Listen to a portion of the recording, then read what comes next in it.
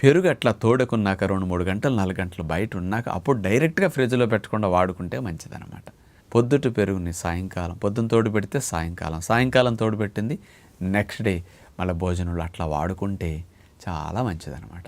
అంటే first best source good బ్యాక్టీరియాలు పెరగటానికి లైట్గా పులిసిన పెరుగు, మిగతా అవన్నీ దీని తర్వాతే.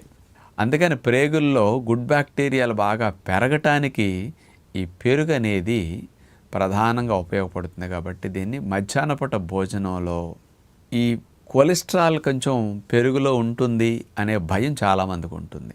మనం వాడే పాలల్లో ఈ మధ్య కొంచెం కావాలంటే మీరు మేగడ తీసేసేసి వంటల్లో వాడుకోండి, ఆ మేగడ లేని పెరుగు వాడుకుంటే మంచిది.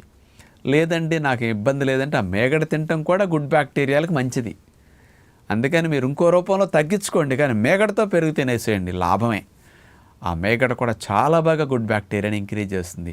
నేను 30 ఏళ్ల నుంచి వంటలన్నీ మేగడతో చేసుకోమంటాను. అందుకని పదార్థాలు మేగడతో పాటు, పెరుగు కూడా మేగడతో పాటు తినమని నేను చెప్తుంటా. ఇప్పుడు ఈ మధ్య పెరుగుల మీద మేగడ కూడా బాగా ఉపయోగపడుతున్నది గుడ్ బ్యాక్టీరియాలు కానీ రుజువైందనమాట. అందుకని మధ్యాహ్న పూట భోజనంలో ఒక పెద్ద కప్పు పెరుగు, ఇంకా బాగా గుడ్ బ్యాక్టీరియాలు తక్కువ ఉన్నాయి, నాకు ఇమ్యూనిటీ తక్కువ ఉంది, సరిగ్గా డైజెషన్ అవ్వో, గ్యాసెస్, ఎసిడిటీ, అల్సర్లు ఇట్లాంటివి ఎక్కువ వస్తున్నాయి, నేను కొంచెం తిన్నా లావు అయిపోతాను అన్నవారు ఇంకో 150 గ్రాములు 200 గ్రాములు పెరుగన్న పెట్టుకోండి. చిన్న కప్పులు అయితే 2, పెద్ద కప్పు అయితే 1 కప్పు పెరుగు పెట్టుకోండి.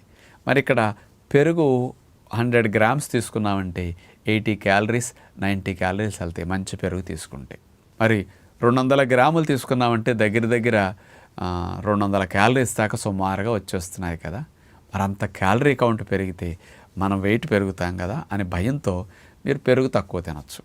ఆ భయంతో మీరు పెరుగు తగ్గించి తినకుండా ఇక్కడ నేనేం చెప్తాను, పెరుగు ఇక్కడ ఎక్కువ తీసుకోండి, మధ్యాహ్నం అన్నము తగ్గించి తినండి. లేకపోతే పుల్కా తినేవారు 2 పుల్కాల బదులు 1 పుల్కానే తినండి. అక్కడ తగ్గించారు, ఇక్కడ పెంచారు, అప్పుడు క్యాలరీ కౌంట్ బ్యాలెన్స్ అవుతుంది, గుడ్ బ్యాక్టీరియాలు పెరుగుతాయి.